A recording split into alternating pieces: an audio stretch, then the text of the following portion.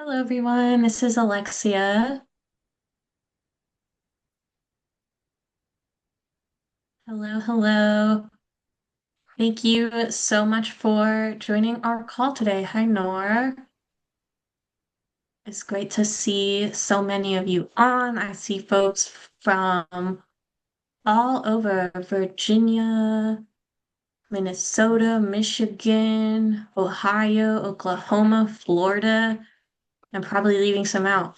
Illinois, Iowa, Texas. So great to see all of you. Okay, we have lots on in New York. Thank you. Someone shared in the chat their timing, and I think I see Pennsylvania too. I don't think I called that one out.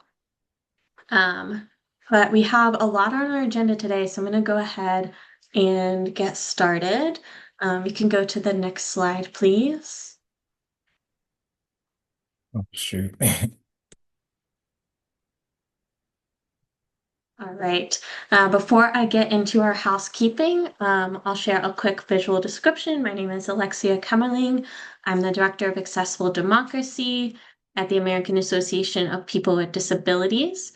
For a visual description, I am a young white woman. I have long, wavy blonde hair. I'm wearing a blue shirt and a pink cardigan. My background is blurred. Today we have part captioning and ASL provided. You can view the captions by clicking the CC button on the bottom toolbar or by clicking the stream text link, which April will put in the chat for us. We also have our ASL interpreters today who will be spotlit throughout the presentation. If you have an issue seeing them, please send a message in the chat or raise your hand, and we will take a moment to address that. So, and we also we're super lucky today. We have a lot of guest speakers. So, just as a tip for viewing your screen, if you click the top right corner, it says view, and then select side by side speaker. That will make sure that the ASL interpreter and the person speaking remain clear to you. Our other access note is that we'll try to keep the chat use to more of the minimum today, just because it can become distracting for people who are using a screen reader. But if you need to or prefer to use this chat to communicate, myself or April from our AAPD tech team will read it out for you. Otherwise, if you're able, we'd love for you to use the raised hand feature to engage with us or ask questions. And before you speak, try to remember to say your name and where in the US you are calling in from so that we can know a little bit about you. We are also going to use breakout rooms in the second half of our call. And when we get to that part, we'll go over any access notes for that. Next slide, please. Okay, so our agenda today, we're going to share a couple of national updates just at the top of the call, and then I will turn it over to our guest presenters from Free Hearts and a coalition in Tennessee. They'll share some overview about voting rights for people who are incarcerated. And they'll also share some specific examples from their work in Davidson County. Then we'll have a time for Q&A, but you can also, of course, ask questions throughout if they come up for you. And we will have a couple of breakout rooms for discussions. And then we'll come back to the main room. Okay, so for some national updates, I know that right now we are in a room full of advocates, so I definitely don't need to tell you all that there is a lot going on, but I wanted to name that I'm really grateful and proud of all the ways that our community has been showing up and fighting back. For example, advocates gathered for a Medicaid vigil in DC recently for 24 hours straight. People have been gathering at their state houses almost weekly, protesting different harmful policies. Last week, a number of ADAPT members, including some of our own REV UP members, filled the halls of Congress, taking up full space and power. And Zan just put in the chat, thank you, AAPD, who showed up last night, Medicaid protesters and adapters. Yes, so last night, the House of Representatives started debating a reconciliation bill at 1 a.m. And a number of advocates showed up to show that they were present and watching, including AAPD's own executive director, CEO and president, Maria Town, was there at 1 a.m. to witness this and protest it. So just in this moment, there's a lot that we could talk about, but I wanted to highlight just a couple of calls to action if you aren't already engaged on them, or if you are, maybe you can take a moment to share with some people in your network.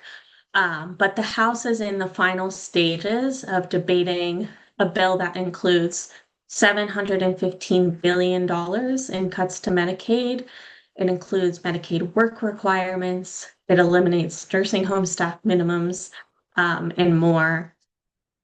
So we're going to put in the chat a link to take action on that. Can you go back? Sorry. Thank you. The other two pieces that I wanted to highlight are more directly related to voting rights. The Health and Human Services budget proposal, which is a little bit different than this reconciliation bill we're talking about, and I will share an explainer after this call in case you need sort of a refresher. But this HHS budget proposal includes, among other things, eliminating funding from our protection and advocacy systems. And this would include completely eliminating the Protection and Advocacy for Voting Access Fund. That funding is extremely important in protecting the rights of voters and working towards accessible elections at the state level. And many of our own REV UP members and REV UP coalition leads are able to do the work that they do because of this funding. And that work includes everything from polling place audits to training poll workers to going in the congregate settings and registering voters, creating accessible resources. So we'll also share an action alert for for contacting your representatives about the importance of these programs. And then lastly, I wanted to bring up again something that we've talked about before, which is the SAVE Act. This is a federal voting rights bill that would change a number of things related to our elections. And one of them would change the requirements around the type of IDs that we need. And something that doesn't get covered a lot is it would require people to go in person to the Board of Elections to register to vote. And that would create a huge barrier for many people in the disability community. So I wanted to encourage people to take action around that bill as well. It's currently in the Senate, and we're not sure exactly what the timeline is if it were to pass, but we will keep you all updated. And I know a lot of this is very scary and happening very fast, but I also wanted to emphasize that there is absolutely still time to advocate. The funding pieces in particular are right now just in the House. So even if they pass the House, we have a continued opportunity in the Senate. Okay, next slide, please. Whew, okay. That was a lot. Thank you all for listening and engaging. To shift gears a little bit, I wanted to just highlight a couple of resources and things to look forward to in REV UP. So some of our national partners have created some really incredible resources around educating people on their right to receive help while voting. These resources are primarily created so that they can be used across states, no matter what your state laws might say differently. So we'll share a link to those resources, which include talking points, social media videos, social media graphics that have image descriptions, and they'll also be available in the REV UP Google Drive.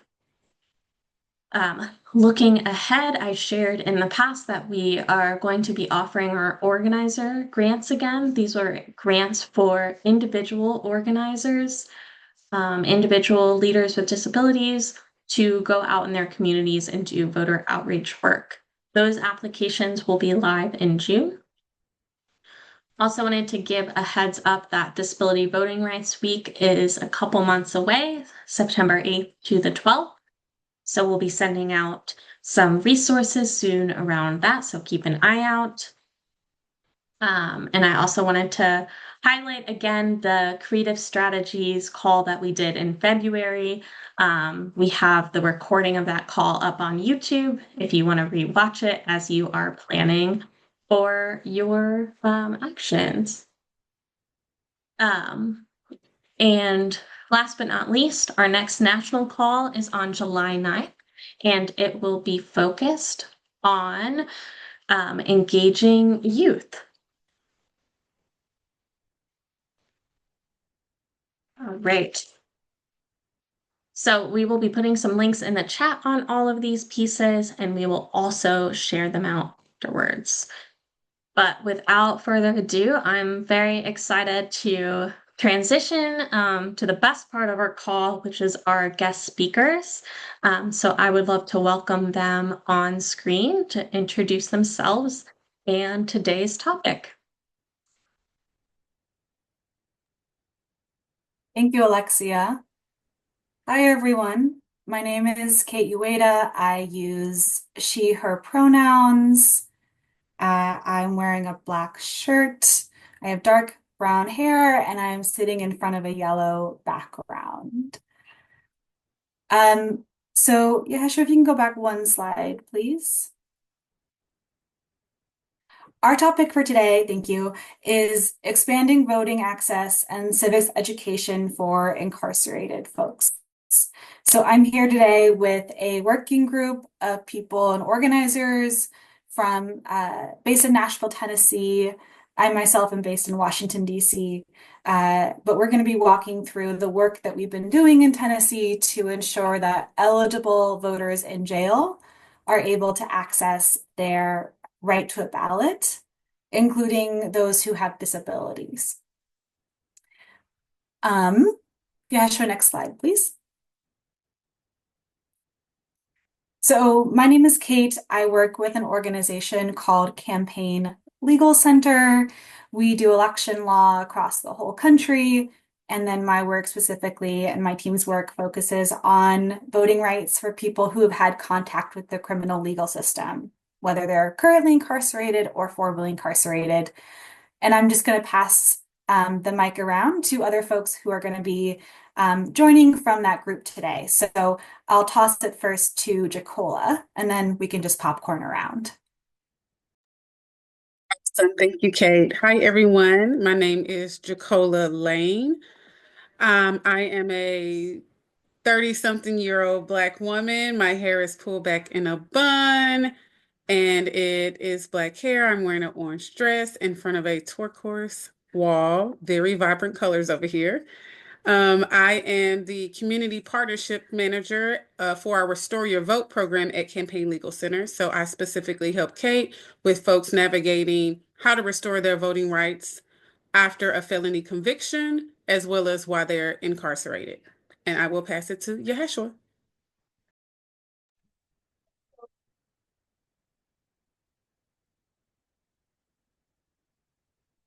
Thank you. Thank you, Jacola. Sorry, I was reading the Zoom message that popped up. My name is Yaheshua Downey. I am a young 39 years old, Black male, dreadlocks with a light green shirt, sweatshirt. Also on the Restore Your Vote team at Campaign Legal Center, based out of Washington, D.C.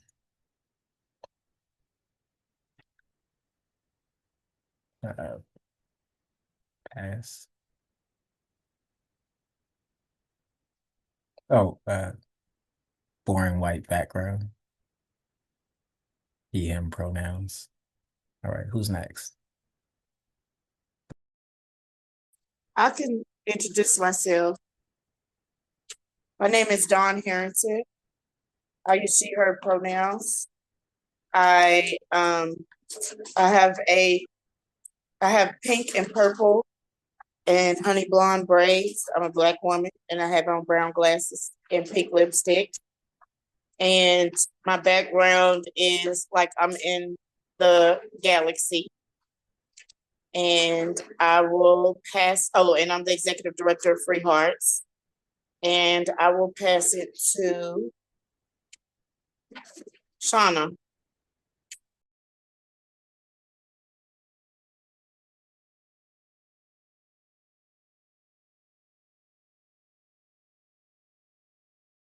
Oh, you're on mute, Shauna. Sorry.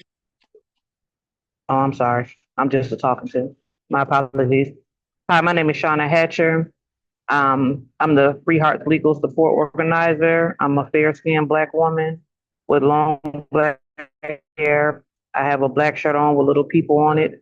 I live in Nashville, and my background is Walmart. And I'm happy to be here with you all.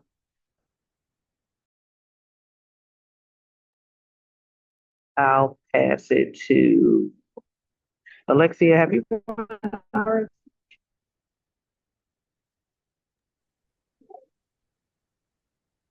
Miss Alexia, I think, did Nicole introduce herself yet? No, I haven't. I'll go.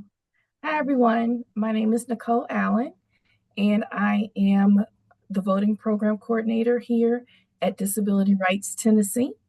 And I have on an olive green blouse today, along with black rim glasses. And my hair is in a bob cut with a tapered back. And I am just happy to be here with you all today to go over all this information. And I believe that might be it from our crew. Miss Alexia, well, thank you all so much for being here. We really appreciate it. I'm really excited. I'd love to hear from some of our folks on the call. You can raise your hand and come off mute, maybe one or two people.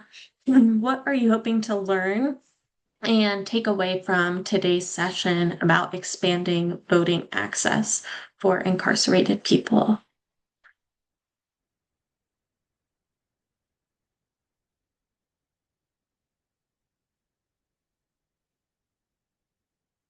Yeah, Kathy, go ahead. Hi. I know we have a bill in New York City, New York State, called Democracy During Detention Act. And one of my concerns with the bill, it talks about doing absentee balloting, and which is paper centric. And I would like to bring it to our legislators' attention that they need to have an accessible format too. So, and I noticed that even in the New York State law concerning having voting in nursing homes, even where you would think they would be more for accessibility of any place because people are usually there because of a disability, they there too require absentee balloting, and it doesn't say anything in the bill about accessibility. You know, not in the bill, but in the actual law. So I think this is something with any type of what do you call it, institutional setting, that it should be that you have to have accessibility. It should be number one, especially since it's been shown that many people who are in jail are people with disabilities. I mean, it's a high percentage. I think it's like 40% at least. So yeah. So I mean, if I can learn more today about how to make our legislators more aware of this and what kind of language would I need or want to put in such proposed legislation that's right now out there. Thank you. Yes, Alexia. Thank you so much, Kathy. You hit so many good points there of, maybe legislators are thinking about voting access in these settings, but they're not thinking about accessible voting access in these settings. And it's a huge problem given that, people with disabilities are more likely to be in these settings, and people in these settings are more likely to become disabled, sometimes because of what they might experience in the setting. So And many of the great groups, points.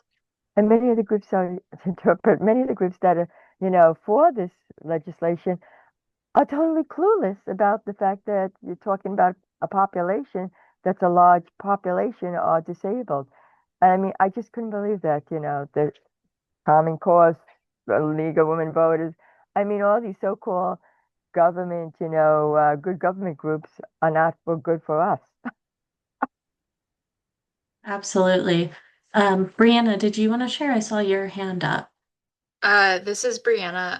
I'm calling in from Northampton, Massachusetts. And I'm the voting rights advocate at Disability Law Center. I was gonna say something very similar to Kathy, so I'm glad she raised it already. I think similarly in Massachusetts, while we do have electronic ballot return for people with disabilities, people who are incarcerated often lack access to computers, and so they really lack the ability to even be able to use electronic ballot return.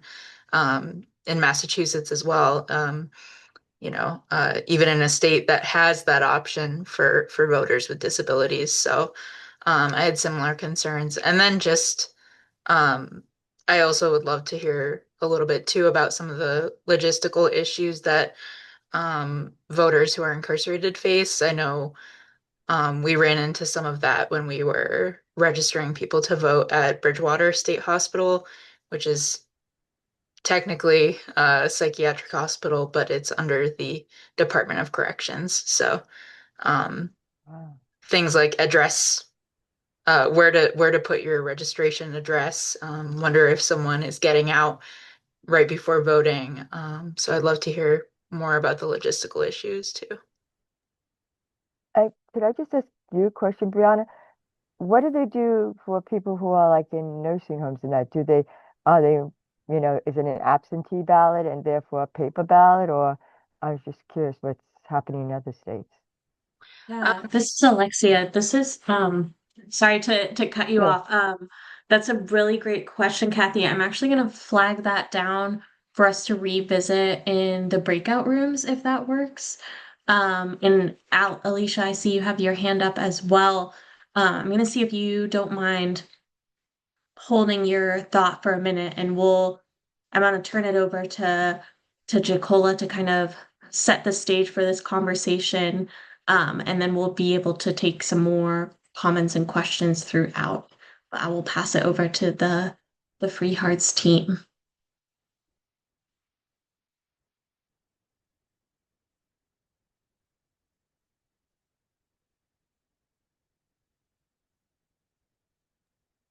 Hey everyone, thank you. I believe we just finished our introduction, so I guess I'll go over the key definitions. So a couple of things that we will be talking about today that you'll hear over and over. One, of course, incarceration. So for today's session, incarceration refers to the confinement of a person to a jail, prison, or a psychiatric facility because they have been charged with or convicted of a criminal offense. We also define jail as a short-term incarceration of a person who is awaiting trial or sentencing, or a person who is sentenced for less than 1 year of incarceration. And then we have prison, which is typically for a longer term incarceration for felonies, more than 1 year. There are people who can be in jail for longer than a year as well, who, it gets complicated, but they're like agreements and things of that nature that the counties may have with the local sheriff's office. So someone who is incarcerated, serving a sentence, a shorter sentence, may not go to a prison, they may be in the jail. And then lastly, we also use people first language. So we refer to people who have felonies with people people who have felonies. We do not use the language of felons, etc. So we make sure that we're referring to them in people first. Next slide.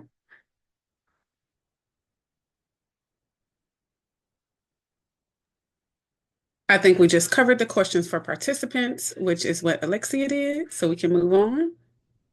Okay, so now we're going to go into our overview of the voting rights process for people who are voting while incarcerated in Tennessee.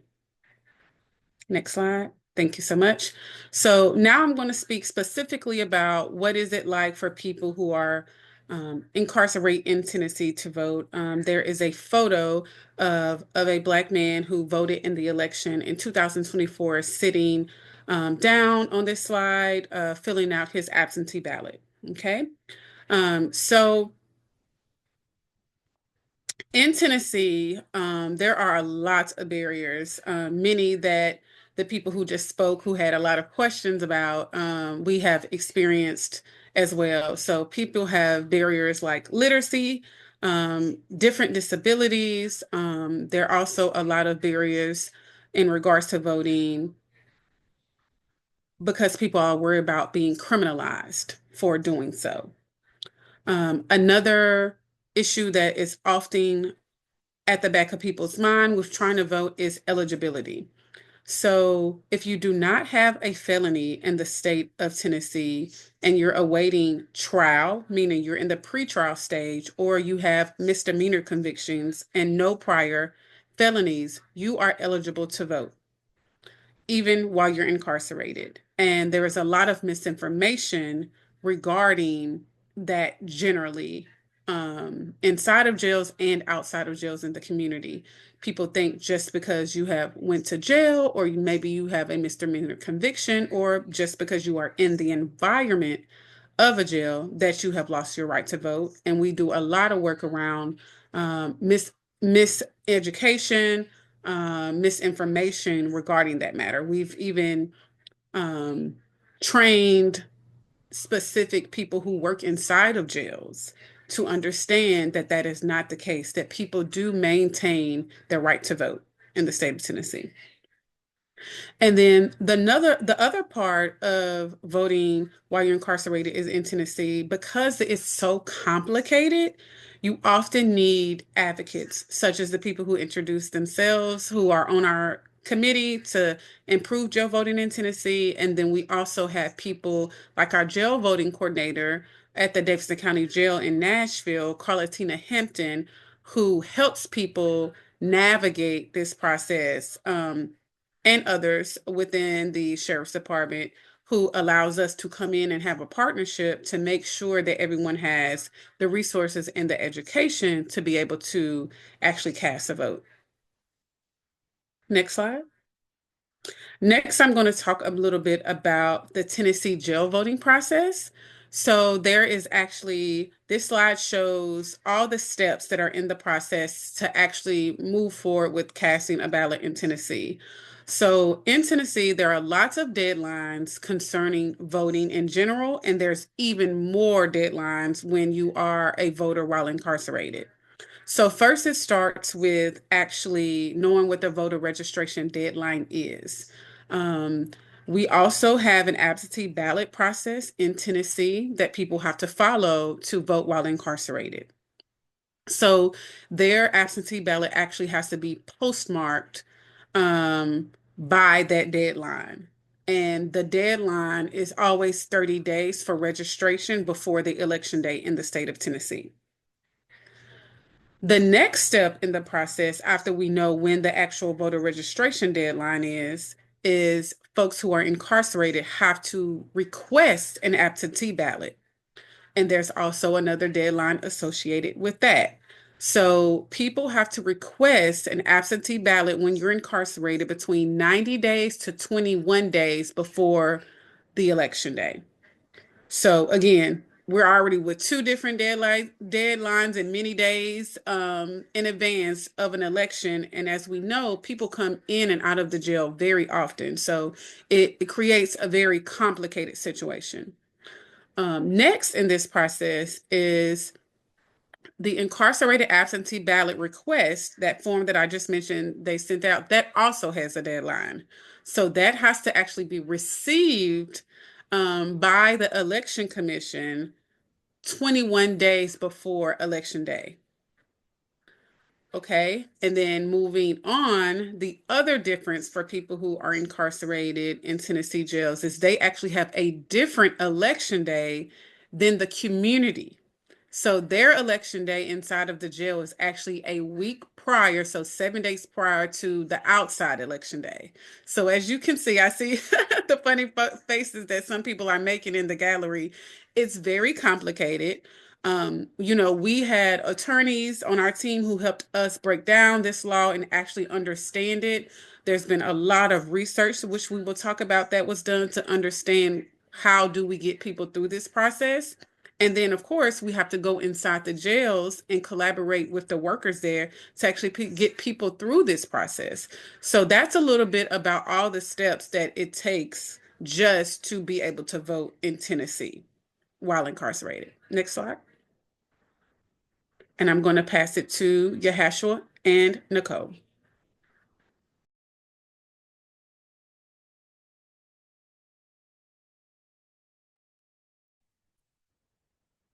Thank you, Jacola. So I'm gonna go over this slide. It's about what's voting like for people who are incarcerated in other states. So just to put a little bit of the national perspective, letting you all know that every state is different and it can vary from state to state, even jail to jail, or different counties. Um, and it could be difficult to navigate depending on those counties, the staff at the jail, the warden, the sheriffs, etc. On top of that, we have to fight misinformation about eligibility, as Jacola just mentioned. Um, there are some jails that are doing polling places in Chicago, Illinois, in DC, and statewide in Colorado. But the majority of all jails across the country are using an absentee ballot process. And we will share out some resources afterwards for people to learn more about what voting looks like while incarcerated in different states after the training. I would like to pass to Nicole. Hi again, everyone. Again, I'm Nicole from Disability Rights Tennessee. And in Tennessee, nearly a third of Tennessee residents have a disability. And people in jail are disproportionately likely to have a disability or mental illness, as we've mentioned before, and also that was mentioned by, I think it may have been Kathleen. According to Tennessee's Department of Corrections report that was published, there are approximately 27,162 inmates that are currently in custody. The information isn't always gathered on intake about disabilities. So while incarcerated people with disabilities are often deprived of necessary medical care, support, services, and other accommodations, the lack of poor conditions can only intensify and any existing conditions, and that can lead to further problems that an individual may not have had while incarcerated. And then also, again, mental health. And then also, what we were wanting to do is like improve jail voting for people with disabilities and making it easier for everyone. Because sometimes you don't know if there's someone that has been incarcerated that identifies or will self-share that they actually have a disability. If you'll go ahead, go to the next slide, and I'm going to pass it to Kate and Jacoba.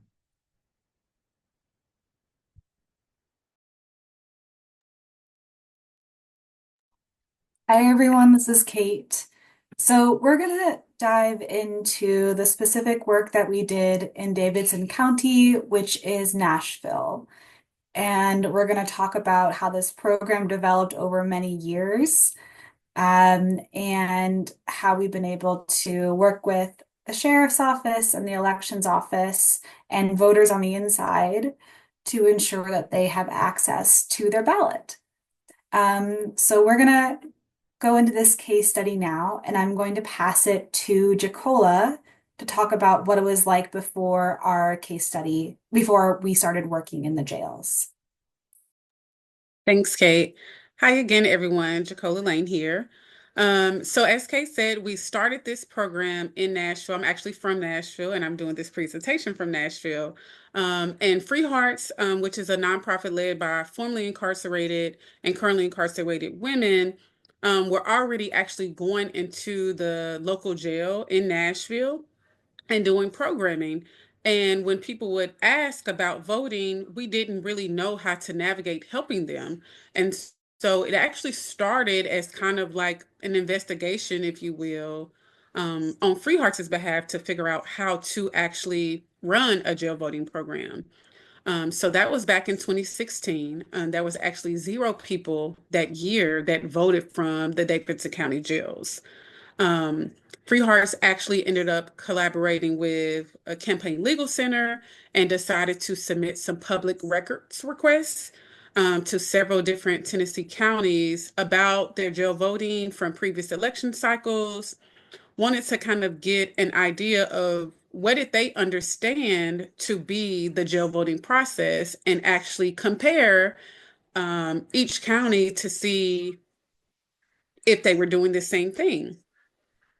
So what we actually learned from those public records requests were that 4 out of the 17 counties who we actually got responses from, 1 in 3 people voted from the local county jail in the November 2020 election. So as you can see, that is a big jump from what we learned from 2016 when 0 people voted in Nashville. And 2 of those 17 counties, which was Franklin County and Shelby County, more than 5 people voted from the local jail in the November 2020 election. So we knew that some people were voting successfully in jails and other people weren't, and we wanted to figure out what exactly was the problem. So Free Hearts actually started building a working group led by directly impacted people who have been through the system or their loved ones have been through the criminal justice system, legal system. And we started to research, ask questions, and build out a program to figure out how we could actually get more counties to make sure that they were honoring people's right to vote, and bringing everyone's different expertise to the table, which is how we got here. And I will pass it to Kate. Thanks, Jacola. This is Kate. So after learning all about how very few people were voting from the jails, including that there were sometimes even 0 people voting from the Davidson County jail, we wanted to figure out a way to get involved. And so we wanted to build a leadership team and a volunteer squad to go into the jails, help people register, tell them about the eligibility criteria. And so the leadership team was a core group of Free Hearts, Campaign Legal Center, and Disability Rights DC. We wanted to be able to have the organizing expertise and directly impacted expertise of Free Hearts. And I should say Civic Tennessee was also a big, also played a very, very big role in this leadership team. So Free Hearts brought the directly impacted and organizing expertise. Civic Tennessee also brought a lot of organizing experience and capacity. Campaign Legal Center was able to share some legal information, building into the leadership team. And Disability Rights Tennessee, of course, was able to bring experience and knowledge about the disability accommodations that people were entitled to and keep making sure that we were continuing to include folks with disabilities in our programming. So in the months leading up to the pilot program, we built and strengthened relationships with the Davidson County Sheriff's Office. And in fact, Free Hearts already had a relationship with the Sheriff's Office that we were able to utilize and expand on through this program. We spent a lot of time planning and preparing, recruiting and training volunteers in order to get ready for this big week. And we went into the jails for 5 days and spoke with a lot of people. On this slide here are some photos of that jail registration pilot program. So you can see in the left-hand photo, a few of us, myself, a volunteer named Theta, and then Don Harrington in the far back, each of us speaking with an incarcerated person who's in an orange jumpsuit. We are in the main hall area that has gray walls and a brown floor. And the photo on the right-hand side is a volunteer, Theta, who's speaking with an incarcerated individual, a white man. They're both seated at a silver table. All right. So this the pilot program was focused on having one-on-one conversations about voting rights, helping people determine their own eligibility by explaining the eligibility requirements in Tennessee, assisting with voter registration, and then identifying any disability or non-disability voting related needs using a comprehensive intake form. And this intake form asked individuals if they would share any disability they felt could impact their ability to vote. As y'all know, this could mean a visual impairment, a motor impairment, an intellectual disability, or any disability they wanted to share with us generally. Again, because as y'all know, some people know they might have a disability, but are not sure how that might impact their ability to vote. And lastly, this intake form also asks for their permission to share any needs they might have with the sheriff's office. We then worked with the sheriff's office to communicate those needs for individuals who might need accommodations. And this slide has a photo of the 5 of us who went in for that registration week. It's downtown, it says Downtown Detention Center in front of a building with lots of windows.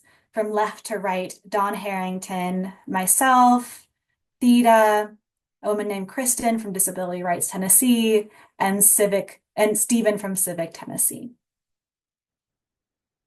Next slide, please. So what were the outcomes of this big pilot program that we ran? We had over 200 one-on-one conversations with individuals in the jail.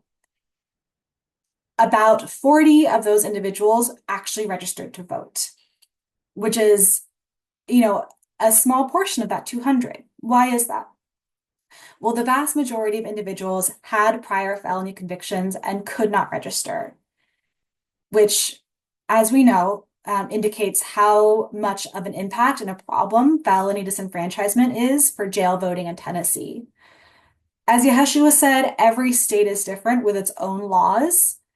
And if your state has less felony disenfranchisement than Tennessee, which is almost guaranteed because Tennessee has some of the highest rates of disenfranchisement in the country, you might have different numbers of people who are eligible inside the jail. So we registered 40 people, and 6 weeks later, when the next election came around, we found out that 0 people that we registered voted from the Davidson County Jail for that next August 2023 election. None of the 40 people that we registered were able to cast a ballot. And what we ended up learning is that the absentee ballot process is just too complicated. It's too hard, and people needed additional support. in order to vote. Next slide, please. I see a question from Kathleen in the chat. Can we get a copy of the intake form? Yes, we will be able to share that. And if people have recommendations for how to improve it or things we should keep in mind as we use it moving forward, we would welcome that feedback too. Okay. So one tip here, I just want to emphasize how important it is that you understand the absentee ballot laws in your state. There may be rules or restrictions on applying. For example, in Tennessee, only people with certain reasons can get a ballot. There may be restrictions on who can help others apply. So a state like Louisiana or other states might restrict if you can help someone apply for an absentee ballot. Same thing with submitting someone else's absentee ballot application. Your state might have restrictions on who can do that. And all of this could also impact your work in congregate settings. I see a question from Allison Alter in the chat. How many people had left the jail by the time of voting? That's a very good question. We don't know for sure. As Jacola mentioned, people are in and out of the jail all the time. And so our understanding is that most of the people that we had registered were still in the jail. We can't say all.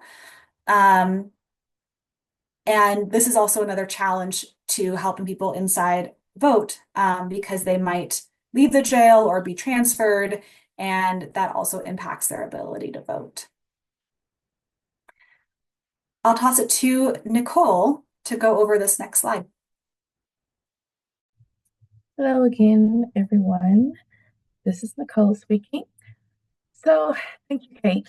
So as Kate mentioned and stated earlier, Disability Rights Tennessee and the coalition members, we followed up with Davidson County Election Commission and the Sheriff's Office. And again, it was discovered that none of those individuals that were registered had successfully cast a ballot.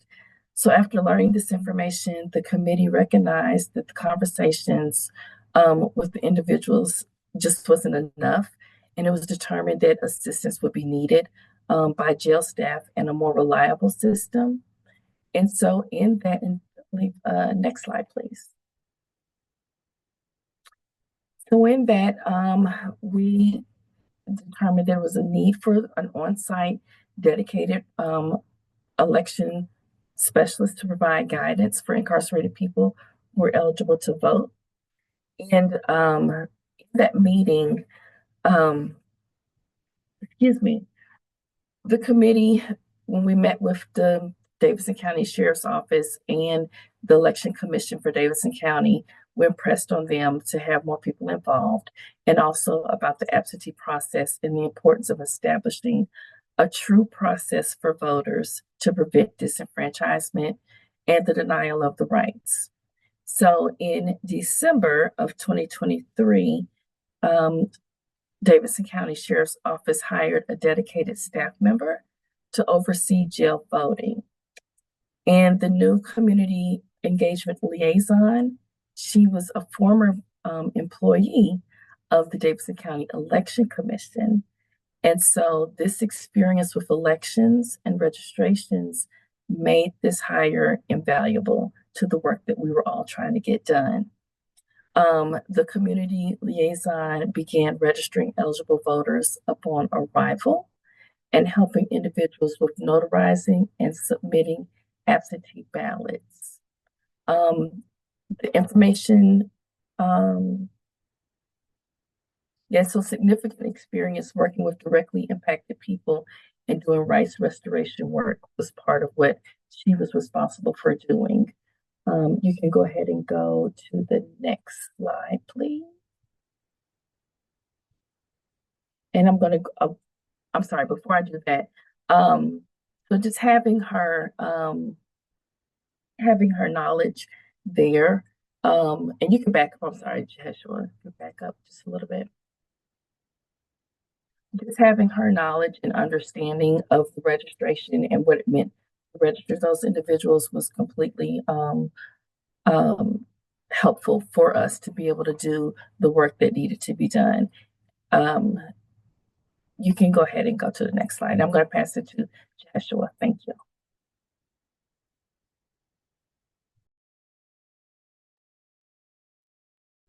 Thank you, Nicole. This is Yeshua speaking. I'm gonna go through January to March 2024, preparing for Super Tuesday. So there was a short-term plan when we worked with Carlatina to identify the around 40 people who registered to vote through last year's voter registration pilot program. Carlatina was able to meet with them, discuss their voting options, and she supported with absentee ballot requests. We developed and facilitated a pilot version of a voter education class focused on the actual voting process and voters' rights. Class was held virtually via Zoom. People who requested ballots joined us remotely from a classroom. Carlatina then coordinated directly with the Election Commission to make sure their team was prepared, from setting up space inside the facilities for voting purposes to working with jail staff to escort people to and from their housing on Election Day. We stayed in touch with Carlatina all the way through Election Day, making sure everyone had a chance to vote. In one notable situation, the day before Election Day, a person had to be transferred to another facility within the city, and Carlatina was able to help us to make sure that they were able to get their ballot. And then Super Tuesday, in the March 5th election, 18 people voted compared to 0 people voting in Super Tuesday 2016.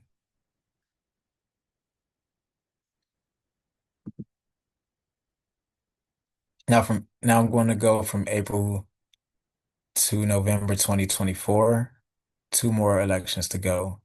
So the Behavior Care Center, a facility that houses a maximum of 60 people comprised of 30 male and 30 female in separate pods. These individuals housed here have been diagnosed with mental health illnesses or substance use disorder. At the time, people at this facility were also not receiving voting guidance or civic engagement.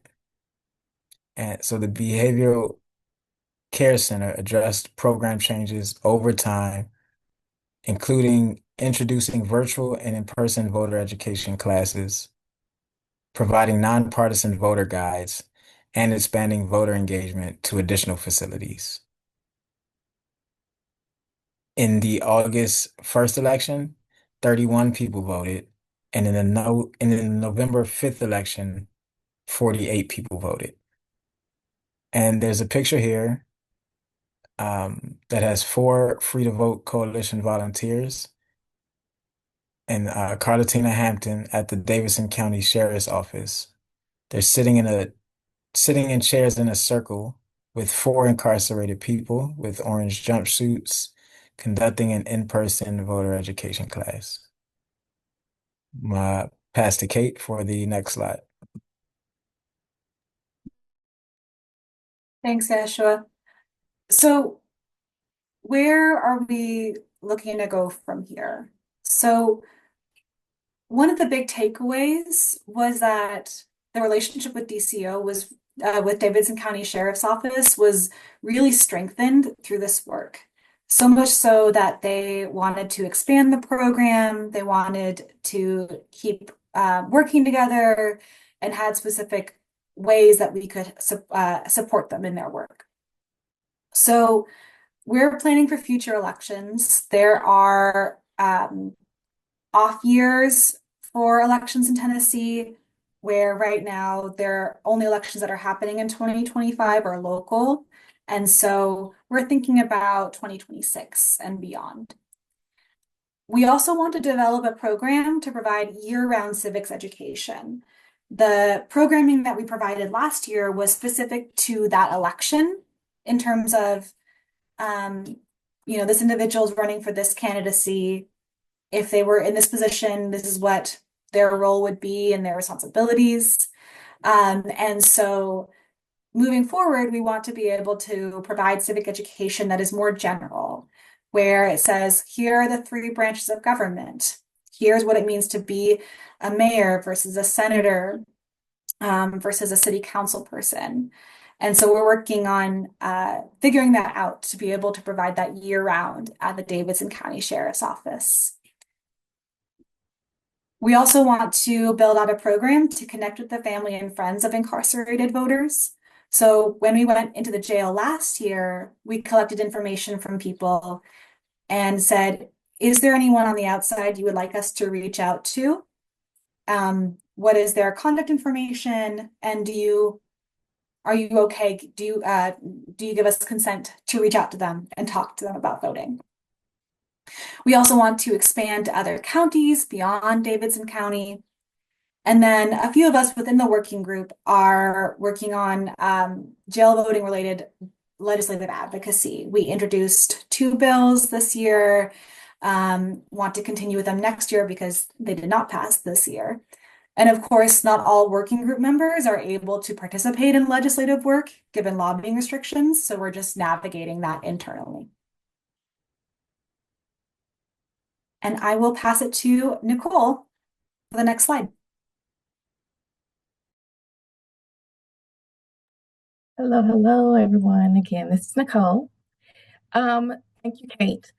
So empowering people with disabilities who are incarcerated to exercise their protected voting rights.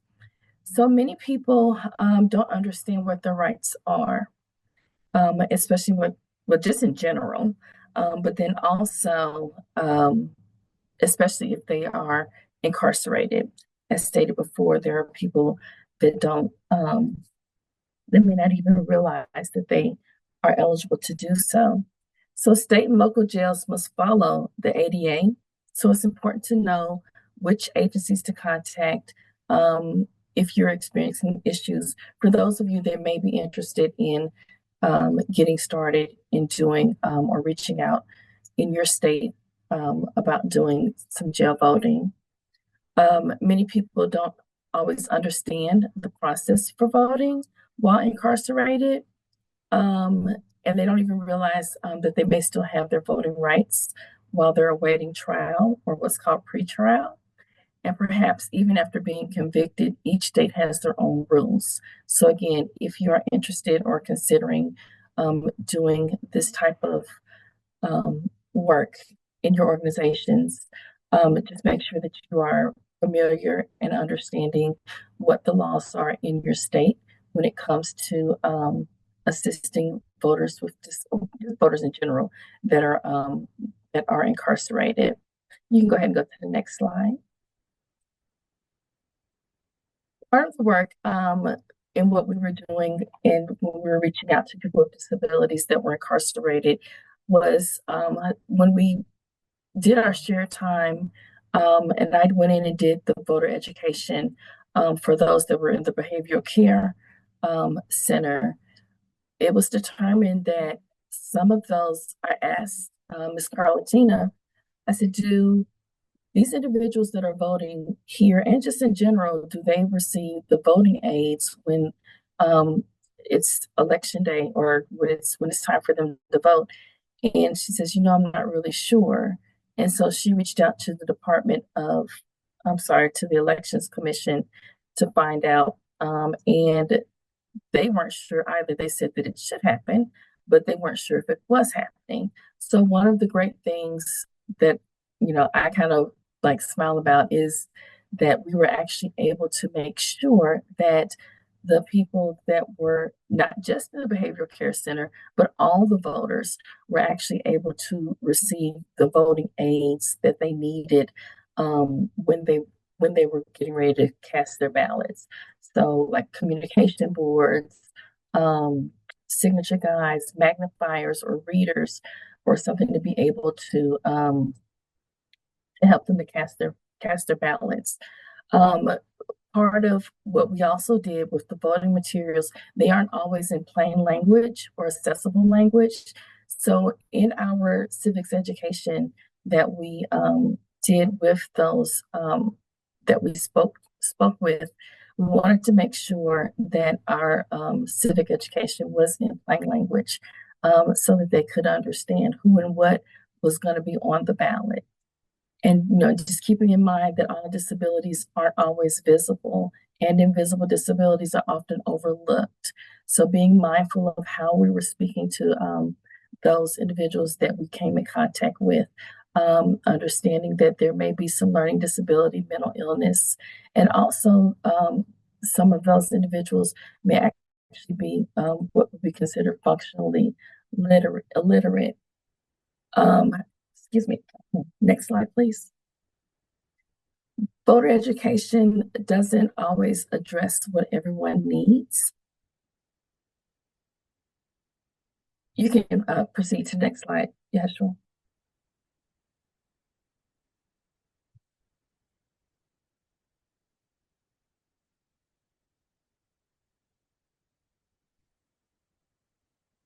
Can you hear me?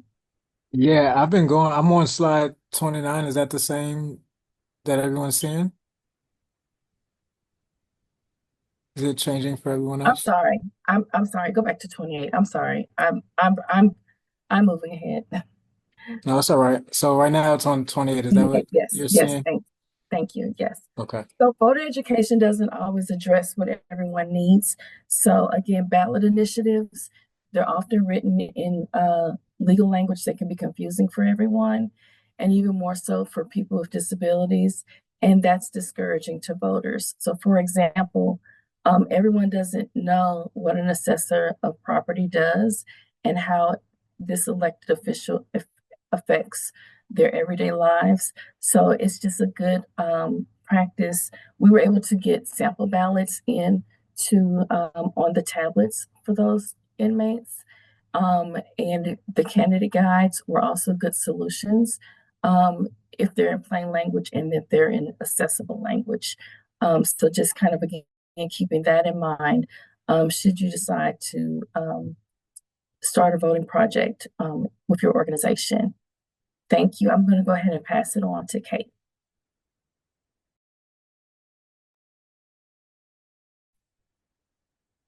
Hi, all. This is our last slide before we go into a Q&A. But just wanted to highlight a couple of other situations that might come up when working with folks with disabilities in a carceral setting. So the first is conservatorship. So if someone's under conservatorship, many states may have laws about their ability to vote. And so that will be important just to check those laws and maybe contact a legal advocate or reach out to us at Campaign Legal Center to better understand conservatorship laws in the state and how they relate to voting. Another one is being found not guilty by reason of insanity. So sometimes someone might be found not guilty by reason of insanity for the purpose of their criminal conviction, but that doesn't necessarily mean in your state specifically that they're also found, quote, insane. And I'm using quotations there around the word insane because I know that that is a loaded term and particularly used in the legal setting. But that doesn't necessarily impact their right to vote. And again, this is a situation where you might want to contact a legal advocate in your state or us at Campaign Legal Center for more information.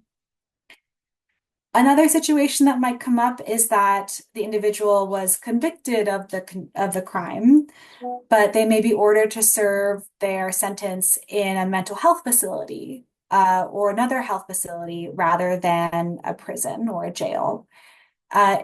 This also does not mean that they necessarily lose their right to vote. They might still be eligible. It really depends on the state. So again, contact a legal advocate or us for more information. And I think I'm going to toss it back to Alexia to kick off the Q&A.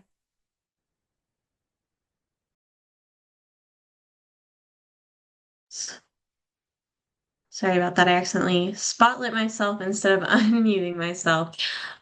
This is Alexia. Thank you so much, Campaign Legal Center and Free Hearts team, for your work and for sharing it with us. This is kind of our Q&A time, and then we'll do a quick break, come back, and Disability Rights Tennessee. Thank you, Kate. Then we'll take a quick break for 5 minutes and come back for our breakout rooms. But I want to just open the floor up if anyone wants to raise their hand to ask a question or put it in the chat and we can read it out for you.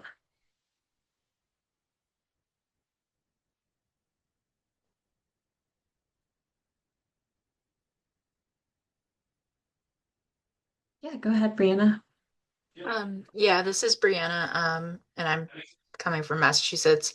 I was just curious if Campaign Legal Center, or I know I think Free Hearts is based in Tennessee, right? But I was wondering if some of the national organizations are doing other programs in other states across the country.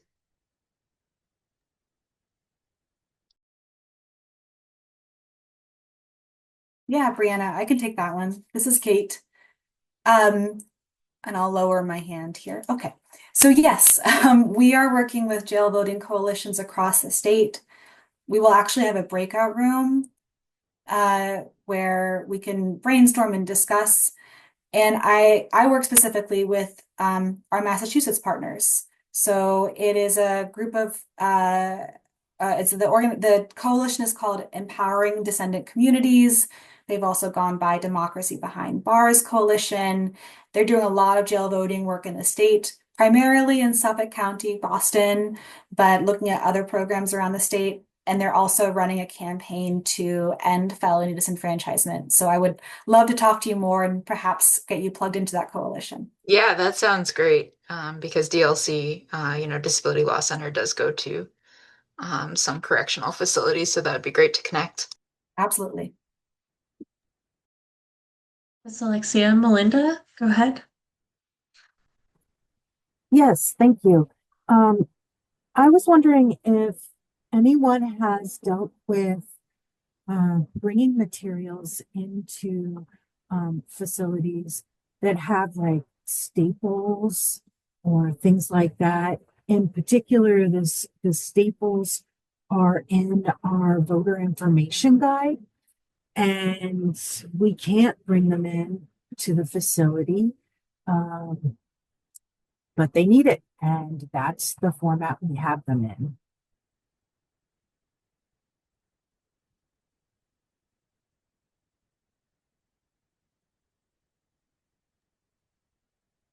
This Alexia, this is a great question, and feel free to jump in, our guest speakers, if you'd like to answer. But in my experience, going into jails and even some state psychiatric facilities, you do have to bring materials that are that have staples removed, paper clips removed, and in some centers they even count the number of pens and pencils before and after you leave to make sure that nothing was misplaced.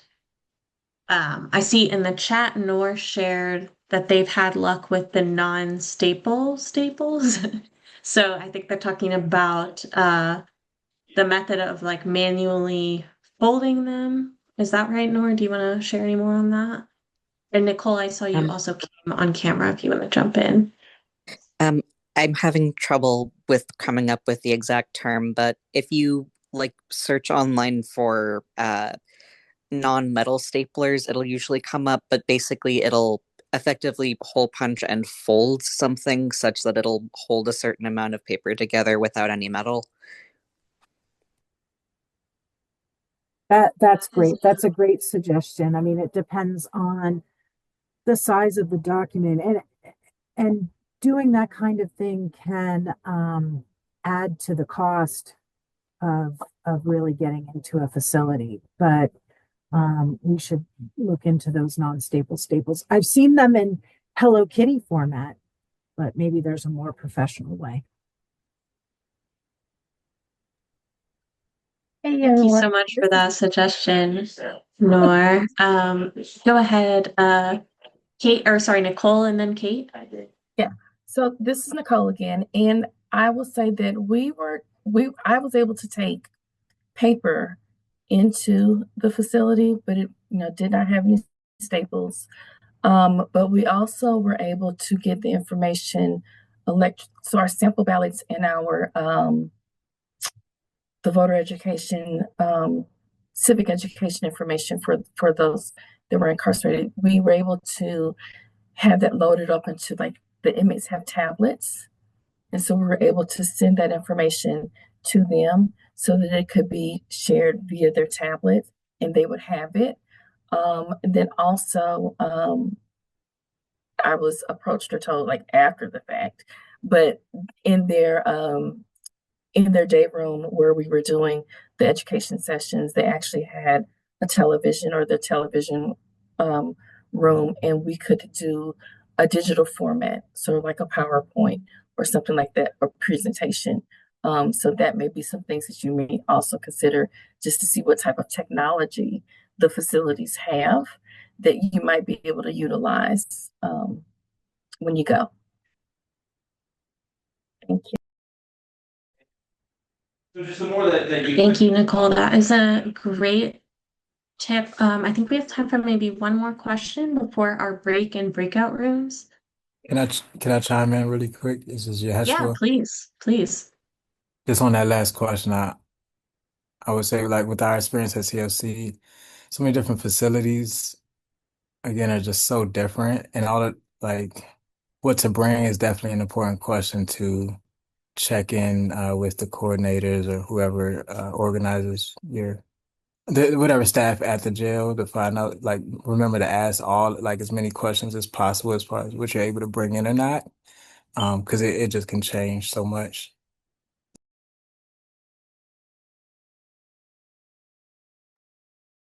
Dyslexia, that is a really good tip. Or even asking if there is certain attire that you are or are not allowed to wear. I know I've had an experience where a facility did not want us wearing jackets with hoods on them, but we did not learn that until arriving there. All right.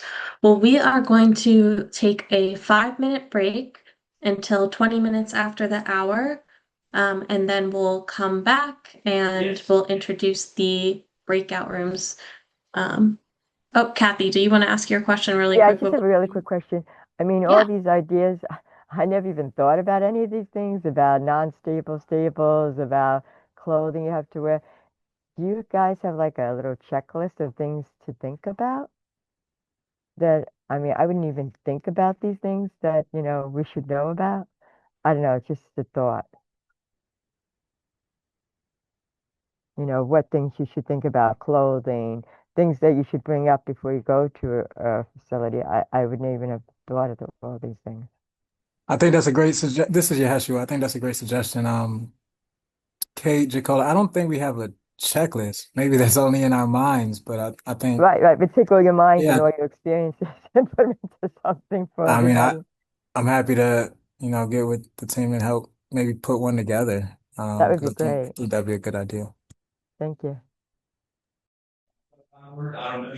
Dyslexia, I love that idea. Okay, we're gonna take our break and come back at 20 minutes after the hour.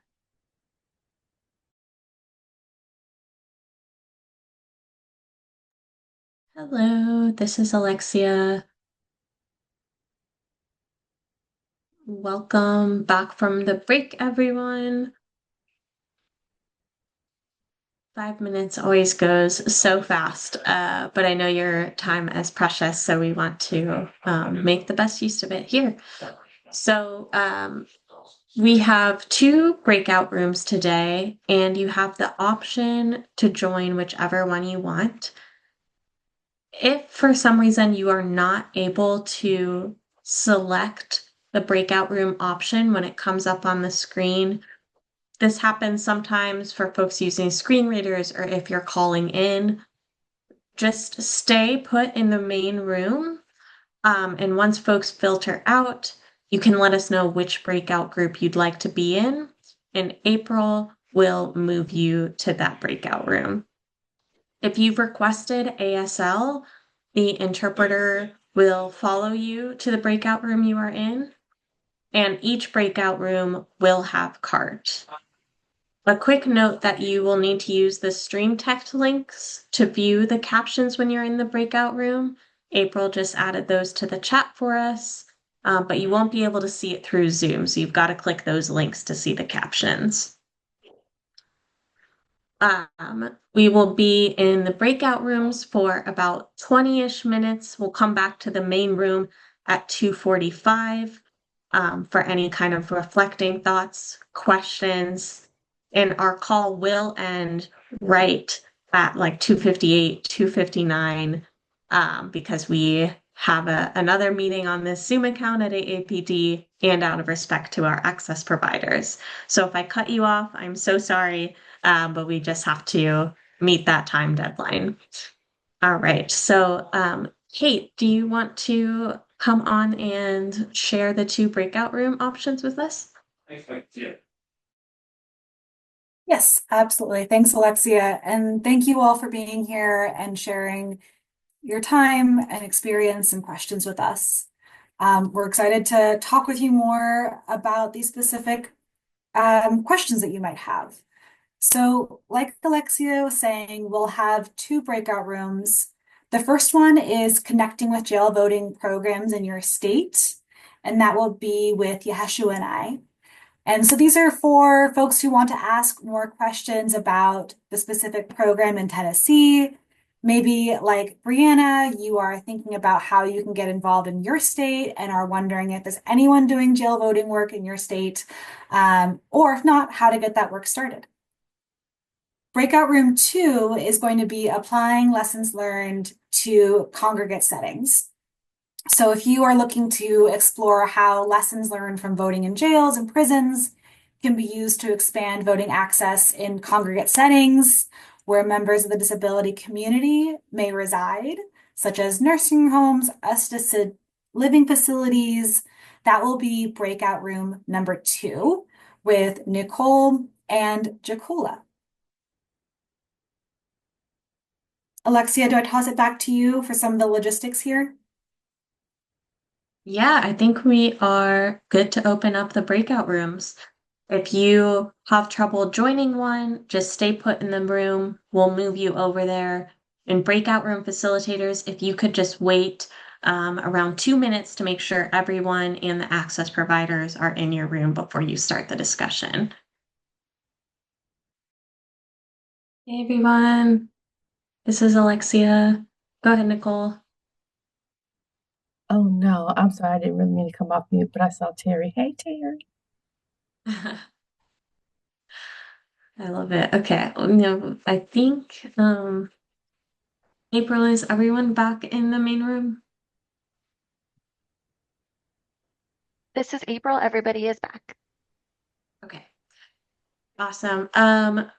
Thank you all so much. We have a few minutes left to close out, and I really want to thank our guest speaker team for being so generous with their time and resources and knowledge today.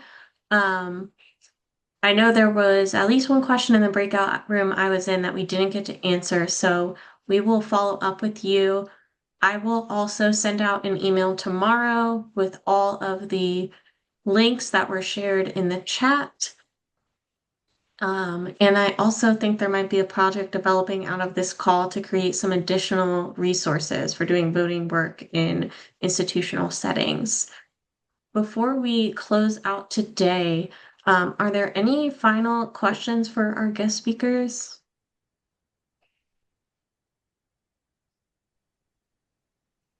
It's Kathy, and I just want to say thank you, but also, can you just let everybody know what you just told us in our chat about the PANYs having access to the jails, which I did not know? Miss Alexia, yeah. So I shared in our breakout room that the protection and advocacy organizations, which every state and territory has one, they have something called access authority, which means that any place where disabled people are living, the protection and advocacy organizations are allowed to enter that space, and the facility cannot deny them that right. And they can also see any space in that building where people with disabilities are eating, so where food is being provided, sleeping, doing any type of activity, and that includes jails. So someone in our room shared that they were having difficulty getting access to go into jails and register voters. So we recommended to them that they consider partnering with the P&A Protection and Advocacy Organization in their state. Sometimes facilities do still push back to these organizations, but there are legal processes that the P&As can then follow. Yeah, go ahead, Karen. I had a question about individuals who may not know about the intent to return home when they're in like nursing homes or rehabs after a certain amount of time. You know, I often tell families to make sure you complete a intent to return home form so that they can individuals Medicaid or Medicare won't try to possess their homes if they own homes. And will that address where they live or stay in that facility be their domicile? What do they put on the voter registration form?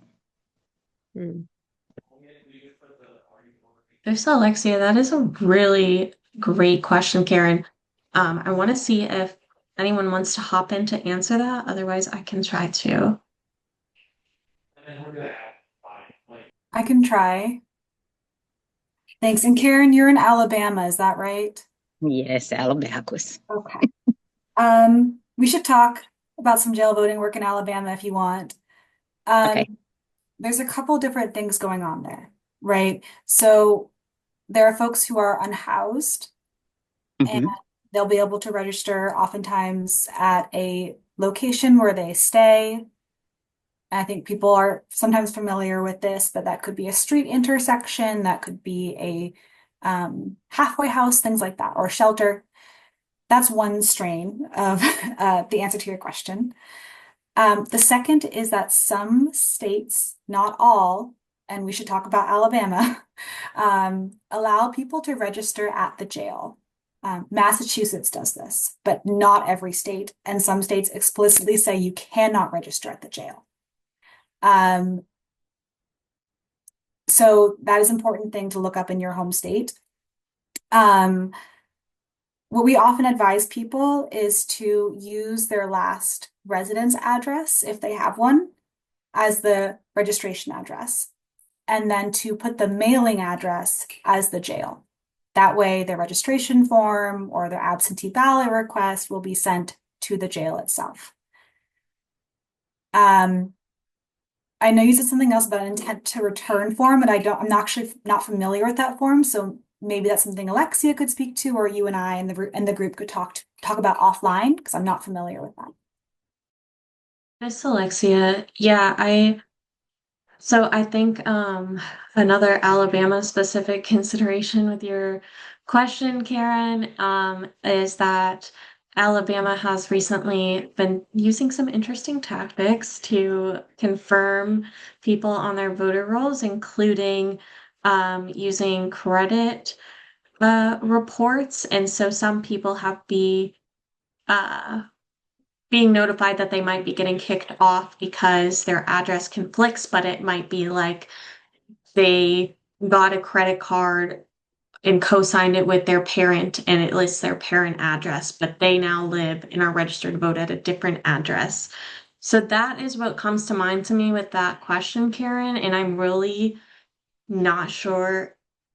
I share your concern of like if they're having their address listed on this intent to return home form, could it conflict with their voter registration? And honestly, I'm not sure, and we should ask the Alabama disability advocacy people. But let's follow up on that because I didn't even consider that. I'm glad you brought it up. I do want to do a quick time check. Melinda, I think we might be able to squeeze your question in, and then we will need to close out to make sure we can use this space for our next call. Go ahead, Melinda. Oh, okay. Yeah, we don't have the intent to return form here in California. One thing I ran into in nursing homes is a voter might have an idea that they would someday get out of the nursing home and go back to their original home, and then you have somebody else, maybe an employee who says, "Oh no, she's never going back." And in California, it's really up to the voter. We don't do research into someone's eligibility. And so I would assume it goes across the board. I mean, it's where the person considers their domicile. So regardless of what an employee says about, the patient going home or not going home, you just listen to what the patient wants or the voter. Yes, thank you so much, Melinda. That is a great point and really resonates with the Free Hearts people-centered approach that they shared as well. All right. Well, thank you all so much. Thank you to our guest presenters, to our access providers, and to all of you for being on and sharing your experiences and wisdom. We will send you an email tomorrow, and I hope to see you next time.